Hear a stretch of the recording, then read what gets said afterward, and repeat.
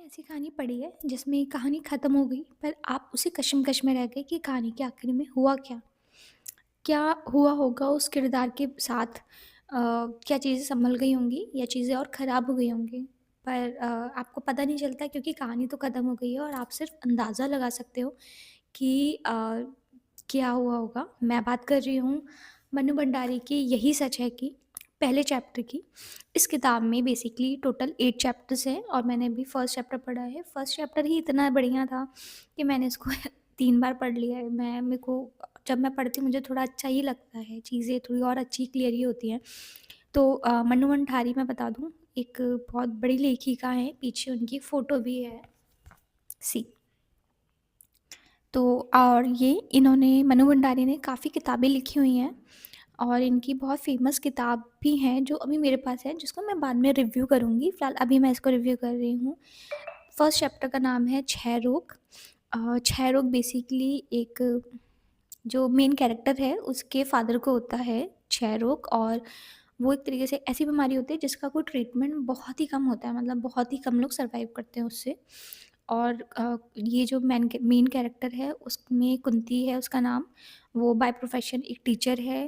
Family में सिर्फ वही संभाल मतलब चीज़ें संभाल रही है। उसका एक छोटा भाई है, मदर है नहीं, पापा बीमार हैं। बस ये इतना छोटा सा परिवार है और वो सारी जिम्मेदारी जो घर की है फाइनेंशियली और हर तरीके से जिम्मेदारी है। पापा की टेक केयर करना, भाई के लिए बाहर रुपए भेजना, पापा की दवाइयाँ लेके आना, ये सारी चीज़ें उसके ऊपर आती हैं। तो ये मैंने भी बता दिया आपको, रिलेटिव का भी कोई सपोर्ट नहीं था। ये सारी कहानी है और वो इसी में है, वो इसी चीज़ों से परेशान है कि पता नहीं चीज़ें कैसे सँभलेंगी, उतने में ही कहानी शुरू होती है, ठीक है? और कहानी मतलब अ, कि वो सावित्री के घर से आई होती है। सावित्री उसकी स्टूडेंट होती है जिसको वो पढ़ाती है, ट्यूशन पढ़ाती है वो।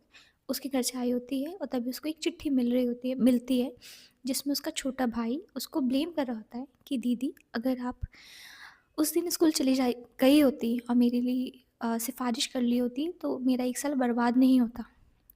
मैं अभी भी 7th क्लास में ही पढ़ रहा हूँ। और ये पढ़ के वो कुंती जो होती है वो इस कश्मकश में होती है कि क्या उसके छोटे भाई का जो साल बर्बाद हुआ है वो उसकी वजह से हुआ है या फिर छोटे भाई ने ही अपना साल बर्बाद किया है, क्योंकि अगर वो पढ़ लेता तो पास हो जाता और फिर वो ऐसी बातें नहीं करता कि दीदी आप सिफ़ारिश कर दो। अभी वो इसी चीज़ में होती है कि उसको अ, फिर वो अपने पापा के पास जाती है, पापा के पास बैठना होता है, मतलब वो स्कूल जाती है, फिर ट्यूशन पढ़ाती है, वो घर आती है और ये उसका डेली रूटीन होता है और वो इन सब चीज़ों से थक चुकी होती है। टोटली थक चुकी होती है, कोई भी थक जाएगा। ये कहानी में लेखिका ने बहुत अच्छे से बताया है, मैं आपको जल्दी-जल्दी बता रही हूँ, ठीक है? तो उसके बाद क्या होता है और बाकी सावित्री के बारे में थोड़ा-सा बता दूँ। सावित्री एक ऐसी लड़की है जो कि पढ़ना नहीं चाहती है, बट उसकी मदर चाहती है कि वो पढ़ ले, क्योंकि मतलब उसकी मदर का इंटेंशन होता है कि वो पढ़ ले और उसके पीछे भी एक स्टूपिड सा रीज़न मुझे लगा, वो था। तो तो उसकी मदर ना थोड़ी डोमिनेटिंग होती है, तो मतलब वो कुंती के ऊपर प्रेशर डालती हैं कि तुम पढ़ो, और क्योंकि वो रिच फैमिली से होते हैं तो वो पैसों में भी कोई कमी नहीं रखते।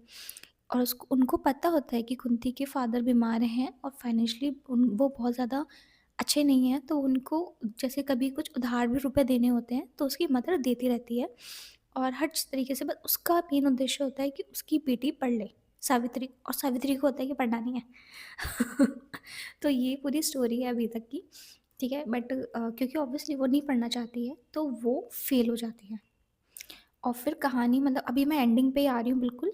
तो एंडिंग में क्या होता है कि कहानी में वो जो उसकी माँ होती है, सावित्री की माँ होती है, वो कुंती को जब उनको पता चलता है कि वो फेल हो गई है 2 सब्जेक्ट्स में, तो वो कुंती को कहती है कि तुम उसके सावित्री के स्कूल में जाओ, उसके टीचर से बात करो और चीज़ें सँभालो और ट्राई करो कि वो पास हो जाए। कहानी ये है, मेन कहानी पूरी ये है। और कुंती को कुछ समझ नहीं आ रहा होता है, क्योंकि यार वो अपनी भाई के लिए नहीं गई थी, तो वो किसी और के लिए क्यों जाएगी? पर क्योंकि अभी उसकी कंडीशन ऐसी है कि उसने बहुत ज़्यादा उधार लिया हुआ है कुंती की मदर से, सॉरी सावित्री की मदर से, और वो मना भी नहीं कर सकती है कि मैं नहीं जाऊँगी, और फिर वो चली जाती है, उसके पास कोई शब्द नहीं बचते हैं और वो जाती है, ड्राइवर उसको लेके जा रहा होता है। स्कूल जाती है वो, पहले टीचर से बात करती है, फिर प्रिंसिपल से बात करती है, और वो जिस तरीके से बताया होता है ना आखिरी चैप्टर में कि उसको कुछ समझ नहीं आ रहा कि वो क्या बात कर रही है, उसकी टीचर ने क्या बोला है उसको, वो पास हो जाए कर देंगे सावित्री को कि नहीं करेंगे, उसको कुछ समझ नहीं आ रहा।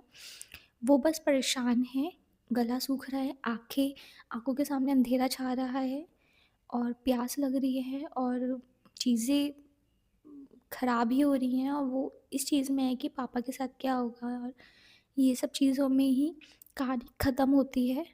और कहानी के आखिरी में उसको ये दिखाया गया है कि उसको वहम होने लगता है, आई डोंट नो क्या होता है कहानी के आखिरी में, पर उसको ना ऐसा लगने लगता है कि जो पापा को प्रॉब्लम है, वही प्रॉब्लम उसको भी हो गई है। उसको मतलब ऐसा आँखों के सामने ऐसा अंधेरा दिख रहा है, उसको ऐसा लगता है उसके मुँह से ब्लीडिंग हो रही है। ये सारे सिम्पटम उसको दिखते हैं, and you feel very sad कि यार ऐसी चीज़ें हो रही हैं उसके साथ। और बीच-बीच में कहानी में बीच-बीच में दिखाया गया है कि उसको वायलिन से बहुत ज़्यादा लगाव था, वो बजाती थी। पर क्योंकि अभी ज़िम्मेदारियाँ हैं, उसको टाइम नहीं मिलता था, तो कहानी के स्टार्टिंग में दिखाते हैं कि वो वायलिन बजाया करती थी, फिर उस पे ज़िम्मेदारी बढ़ी तो बस उसको साथ लेके बैठती थी, उसको साफ़ करती थी, देखती थी। पर आखिरी में आते-आते कहानी में ये दिखाया गया है कि वो वायलिन से बिल्कुल ही उसकी दूरी बढ़ गई है, और कहानी इस तरीके से ख़त्म होती है कि वो अपने स्टूडेंट के लिए जाती है, सिफ़ारिश के लिए कि उसको पास कर दिया जाए, और वो बात नहीं कर पाती है, और वो क्या बात करती है उसको कुछ समझ नहीं आ रहा होता है। यही सारा सस्पेंस रह जाता है और कहानी ख़त्म हो जाती है। अगर आपको अगर आपने ये नहीं पढ़ी है बुक, तो ये अभी ले आओ और पढ़ो, और अगर पढ़ लिया तो मुझे कमेंट्स में बताना कि कैसी लगी। मुझे तो बहुत अच्छी लगी, मैं जस्ट अभी पढ़ूँगी इसका सेकंड चैप्टर। टोटल इसमें 8 चैप्टर्स हैं जैसे मैंने अभी बताया, और या दैट्स इट। Okay, bye.